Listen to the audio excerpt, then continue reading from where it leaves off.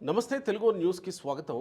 ప్రధానమంత్రి పిలుపుతోటి దాదాపుగా రాష్ట్రాలు కదులుతున్నాయి. ప్రత్యేకంగా ఎన్డీఏ కూటములు అధికారంలో ఉన్న బీజేపీ పాలిత రాష్ట్రాల్లో ముఖ్యమంత్రులు, మంత్రులు వాళ్ళ కాన్వాయ్లను తగ్గించుకొని దేశంలో ఇంధన వాడకాన్ని తగ్గించే ప్రయత్నాల్లో పడ్డారు. ప్రస్తుతం మిడిల్ ఈస్ట్లో ఉన్నటువంటి యుద్ధ వాతావరణం నేపథ్యంలో కొంత తగ్గించుకోవాలి అంటే ఆ విషయం చెప్పలేదు, కానీ బంగారం కొనొద్దు, ఇంధన వాడకం, ఆయిల్ వాడకం తగ్గించాలి, విదేశీ పర్యటనలు వద్దు, ఇలాంటి పిలుపునిచ్చిన నేపథ్యంలో ఈ రాష్ట్రాల ప్రభుత్వాల అధినేతలు, మంత్రులు అంతా ఆ పనిలో పడ్డారు. ఆ నేపథ్యంలోనే ఆంధ్రప్రదేశ్లో కూడా ముఖ్యమంత్రి కాన్వాయ్ కుదించుకొని 4 వాహనాలకు పరిమితం అయ్యారు. డిప్యూటీ సీఎం 3 వాహనాలకు పరిమితం అయ్యారు. లోకేష్ కూడా దాదాపు తగ్గించుకొని పరిమితమవుతూ వస్తున్న ప్రధానమంత్రి అయితే 2 వాహనాలకు పరిమితం అయ్యారు. సో ఈ క్రమంలో ఏదో జరగబోతుంది, మున్ముందు ఇంకా పరిస్థితులు ఎలా ఉండబోతాయో అనే చర్చలు ఊపందుకున్నాయి. సోషల్ మీడియాలో ఒకళ్ళిద్దరు కలిసినా కానీ ఏం జరగబోతుందిరా బాబు అనుకునే పరిస్థితి, కొంత ప్యానిక్లోకి ప్రజలు వెళ్ళిపోతున్నట్టే కనబడుతుంది. ఈ క్రమంలో తెలుగుదేశం పార్టీ అతిపెద్ద పండుగ అయిన మహానాడు నెల్లూరులో ఈ నెల 27, 28, 29 తేదీల్లో 3 రోజుల పాటు జరగబోతోంది. మరి మహానాడుకి లక్షల మంది జనాలు వస్తారు. ప్రతినిధుల సభ కొంత తక్కువ వచ్చినప్పటికీ 2-3 రోజులలో జరగబోయేటువంటి కార్యక్రమాలకి లక్షల్లో వచ్చే అవకాశం ఉంది జనాలు. మరి వీళ్ళందరినీ తరలించడానికి వాహనాలకి అయ్యేటువంటి ఆయిల్ ఇది అంతా చాలా పెద్ద మొత్తంలో పెట్టాల్సి వస్తుంది కదా. మరి మహానాడు జరుగుతుందా, జరగదా? దేశవ్యాప్తంగా పరిస్థితి ఇలా ఉంటే ఇలాంటి ఇంత పెద్ద బహిరంగ సభని ఎన్డీఏలో ఉన్నటువంటి తెలుగుదేశం పార్టీ నిర్వహిస్తుందా లేదా అనే చర్చ జరుగుతున్నట్టుగా సమాచారం అందుతోంది. వివి రావు గారు సీనియర్ జర్నలిస్ట్ మనతో ఉన్నారు. ఇప్పుడున్నటువంటి పరిస్థితుల్లో అంత పెద్ద బహిరంగ సభ,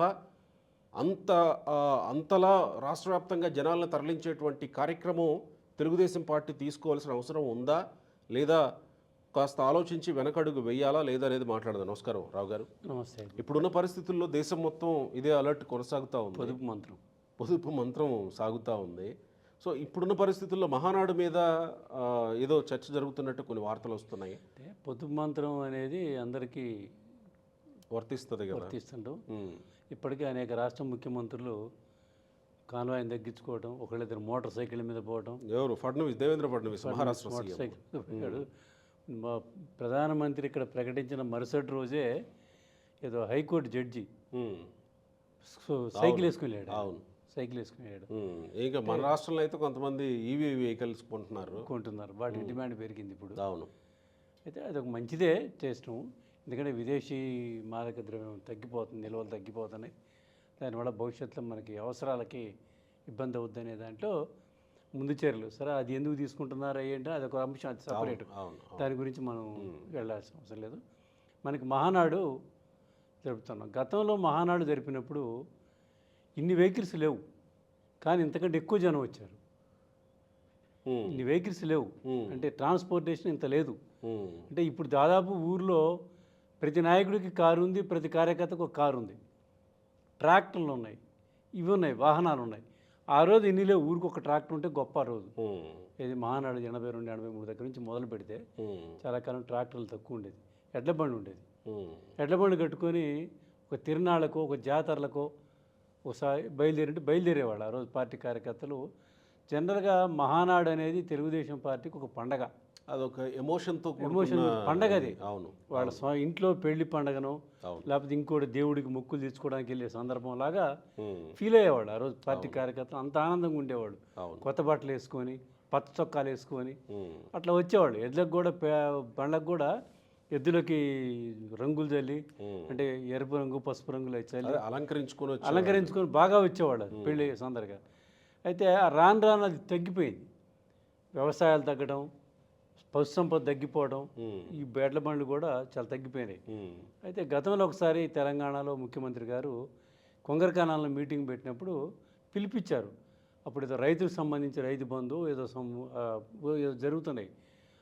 దానికి ఇదిగా సింబాలిక్గా అంత రైతులు ఎడ్ల బండ్లు కట్టుకొని రావాలంటే మంత్రులు, ఎమ్మెల్యేలు అందరూ గోషీలు పెట్టి బండి కట్టుకుని వచ్చిన సందర్భం ఉంది. ఒంటెద్దు బళ్ళు కట్టినాళ్ళు, రెండెద్దుల బళ్ళు కట్టినాళ్ళు, కట్టుకున్న వాళ్ళు హైవేల మీద వచ్చేసారు. అవును, అయితే చివరికి ఆ ట్రాఫిక్ జామే పాపం వాళ్ళు చేరుకున్న మధ్యలోనే పరిస్థితి. ఆగిపోయారు. అవును. అంటే ఇప్పుడు మనం మహానాడు నెల్లూరు జరిగే మహానాడు పరిస్థితికి వచ్చినప్పటికీ ఏంటంటే మరి ఈ మహానాడు నిర్వహించాలా వద్దా అనేటువంటి ఒక సందిగ్ధంలో పడదు పార్టీ. ఉమ్. నిర్వహించినాం అనుకో మనం పొదుపు మంత్రం పాటించాలి, ఇంధనాన్ని పొదుపు చేయాలి, దుర్వినియోగం చేయొద్దు అని ముఖ్యమంత్రి స్వయంగా కాన్వాయ్ని తగ్గించుకున్నాడు, అవును, మంత్రులు తగ్గించుకోమన్నాడు. ఇవాళ క్యాబినెట్లో కూడా మీరు సెక్రటేరియట్కి వస్తే సైకిళ్ళ మీద రండి, లేకపోతే పబ్లిక్ ట్రాన్స్పోర్ట్లో రండి, ఉమ్. లేకపోతే ఇక్కడికి ఊళ్ళలో కార్యక్రమాలకు వెళ్తే కారు ఒక దగ్గర పెట్టి నడిచి తిరగండి, ఉమ్. ఇవన్నీ జాగ్రత్తలు చెప్పాడు ఆయన ముఖ్యమంత్రి. అంత ఫరంగా ఉన్నారు ముఖ్యమంత్రి ఈ ఈ విషయంలో ఉమ్. అంటే ఎన్డీఏ భాగస్వామ్య పక్షాలందరూ కూడా ఉన్నారు. వాళ్ళు చంద్రబాబు నాయుడు గారు వాళ్ళు చెప్పముందే ఆయన ఇదైపోతుంటాడు, తెలుసు కదా, ఏదైనా అవకాశం వచ్చినప్పుడు మనమే ముందు ఉండాలి, ఇవన్నీ చేస్తుంటే ఆయన క్యాబినెట్లో కూడా దాని మీద ప్రధానమైనటువంటి చర్చ చేశారు. ఎజెండా కంటే ముందే దీని గురించి చర్చించాలని ముందుగా చెప్పాడని, ఏదో అధికారులు కూడా లేట్ వచ్చారని ఆయన ఏదో కొంచెం సీరియస్ అయ్యి కూడా అయ్యాడు. అయితే చెప్పాడు మొత్తం మీద మనం పాటించాల్సింది ఇది. ఆయన ఇంకొకటి కూడా చెప్పాడు అధికారులకి, వివిధ డిపార్ట్మెంట్లు ఒక అధికారి 4-5 డిపార్ట్మెంట్లకు ఇన్ఛార్జిగా ఉంటాడు, ఒక్కొక్క డిపార్ట్మెంట్ నుంచి ఒక వెహికల్ ఆయన వాడుతాడు. 4 డిపార్ట్మెంట్లకు ఆయనకి ఇన్ఛార్జ్ అయితే 4-5 వెహికల్స్ వాడుతాడు. ఈయన వాడే ఒకటి, అవన్నీ ఏమేమి ఉన్నాయో చూసి ఆయన తీసేయండి అని చెప్పేశాడు ఇవాళ. ఓ, అయితే చాలా సీరియస్గా అదే ఆ విషయాలను కూడా ఆయన పట్టించుకుండేవాళ్ళ. జనరల్గా ఒక అధికారి ఉండి అనుకోండి, వివిధ 4-5 డిపార్ట్మెంట్లకు ఆయన సెక్రటరీగాను ఇన్ఛార్జిగాను ఉంటాడు, 4-5 డిపార్ట్మెంట్ చూస్తుంటాడు ఆయన ఆ 4-5 డిపార్ట్మెంట్ల వెహికల్స్ ఇంటి దగ్గర వచ్చి ఉంటాయి. ఈయన తిరిగేదో ఒకటి, ఆయన పిల్లలు తిరిగేదో ఒకటి, వాళ్ళ కుటుంబం తిరిగేదో ఒకటి, అన్ని దాంట్లో తిరుగుతుంటారు. అవన్నీ కట్ చేయమని చెప్పేశాడు, ఎన్నో కట్ చేయండి, తీసేసేయండి అని చెప్పాడు. మంత్రులు మీకు కావాలనుకుంటే ఈ ఎలక్ట్రికల్ వెహికల్ కొనుక్కోండి, ఆ కాన్వాయ్లో మీరు అవి పెట్టుకోండి తప్ప ఇవి పెట్టొద్దు, మీకు కావాలనుకున్న దాని సంఖ్య పెట్టి అట్లా జాగ్రత్తలు తీసుకుంటాం. అయితే మహానాడుకు వచ్చేటప్పటికి ఏం చేయాలనేది ఒక చర్చ నడుస్తుంది. ఇప్పుడు మహానాడుకి లక్షల మంది వస్తారు, వేల సంఖ్యలో వాహనాలు వస్తుంటాయి. అవును, ఇప్పుడు ఒక ఊరు నుంచి బయలుదేరి ఒక్కొక్క నాయకుడు ఒకళ్ళు ఇద్దరు ఉంటారు వెనక, లేకపోతే ఒకటే వేసుకుని వస్తుంటారు కారు. అవును, ఒక్కళ్ళే కూడా వస్తుంటారు. వాళ్ళ కారు సంఖ్య పెరిగాయి.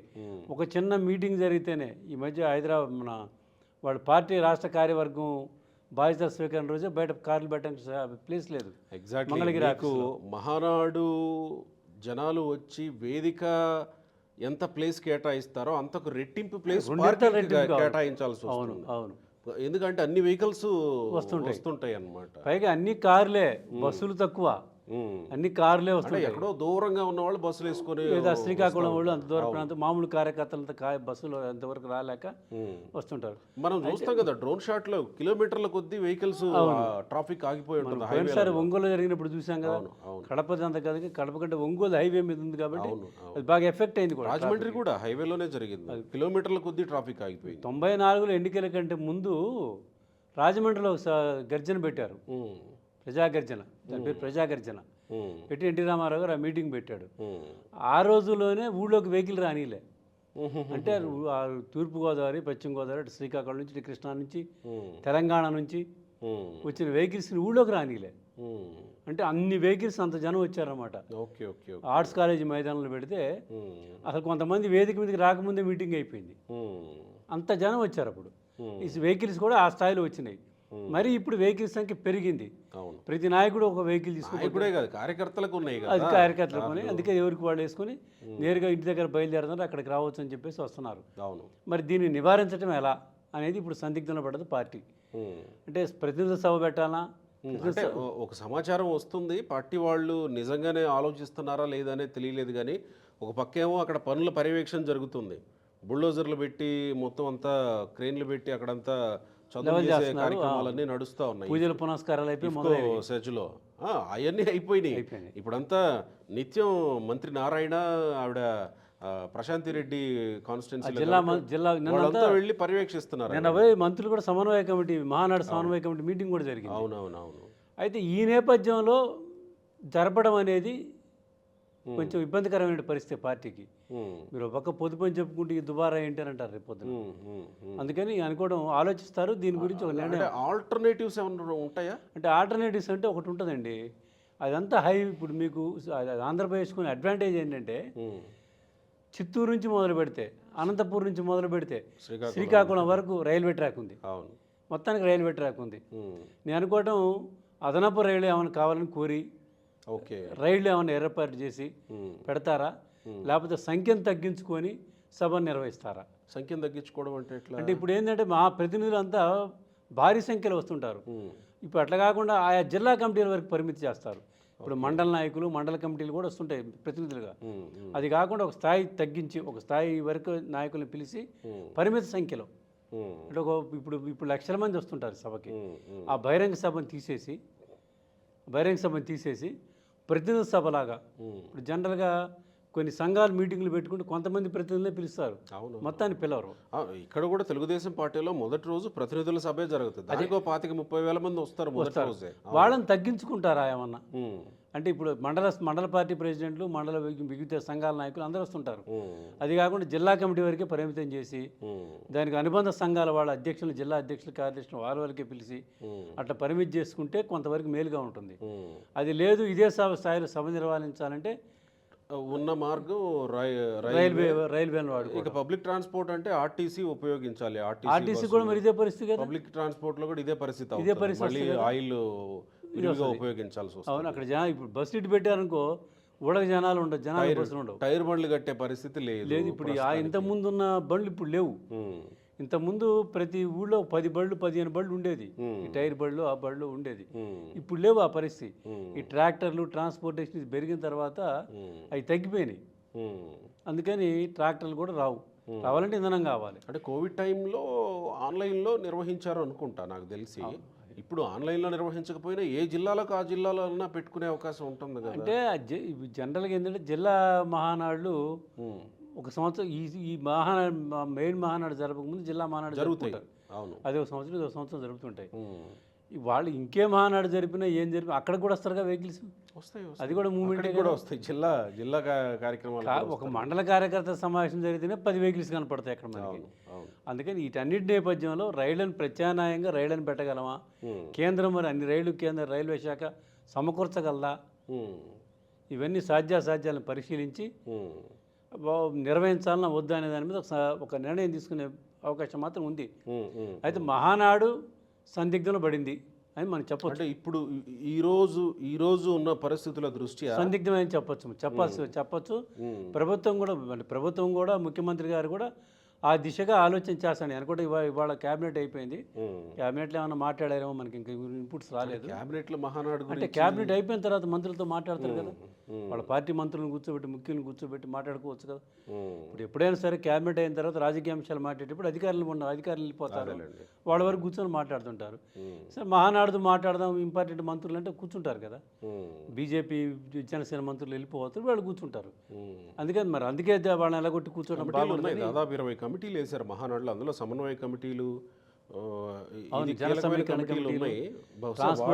వాళ్ళు ఏమన్నా నిర్ణయం తీసుకుంటారా లేదా పార్టీ అధిష్టానం వాళ్ళేం తీసుకోరు. అధిష్టానం కార్యక్రమం ఉంది అంటే వాళ్ళు సమన్వయం చేస్తారు. లేదు అంటే గనక అది ముఖ్యమంత్రి, పార్టీ జాతీయ అధ్యక్షుడు, వర్కింగ్ ప్రెసిడెంట్, రాష్ట్ర అధ్యక్షుడు, ఇట్లా ముఖ్యంగా పోలిట్ బ్యూరో సమావేశాన్ని అనుకుంటే రేపు పెడుతుంటారు. రేపు పెట్టి సమావేశం పెట్టి ఏం చేద్దాం, ఏం చేస్తే బాగుంటుంది. మరి ఈ స్థాయిలో దానికి హైప్ ఇచ్చారు. నిన్నటి వరకు ఫుల్ హైప్ ఇచ్చారు. ఇప్పటికీ హైప్లోనే ఉన్నారు. ఎప్పుడైనా హైపే ఉంటుంది మహానాడు. మరి ఈ నేపథ్యంలో ఇవన్నీ పెట్టాలనా వద్దా, పెడితే ఎలా పెట్టాలి, పరిమితం చేసుకోవాలనా?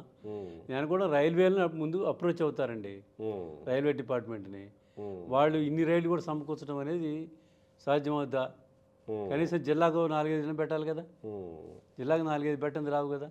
మరి ఉన్నటువంటి ఉమ్మడి 13 జిల్లాల్లో పెడితే మళ్ళీ మీకు అటు అనంతపురం, కడప అటువైపు నుంచి మళ్ళీ ఇటు తిరుపతికో లేకపోతే ఇటు విజయవాడ వైపుకో రావాలి. తిరుపతి నుంచి రావాలి రైల్వే అయితే. అంటే మీకు నేరుగా నెల్లూరు నుంచి అటువైపు రైల్వే లైన్ లేదు. కడప దగ్గర నుంచి ఇంకోటి ఉంది, ఈ కృష్ణపట్నానికి ఒక ట్రాక్ ఉంది. దాంట్లో మరి ఎలా చేస్తారా లేదా చూడాలి.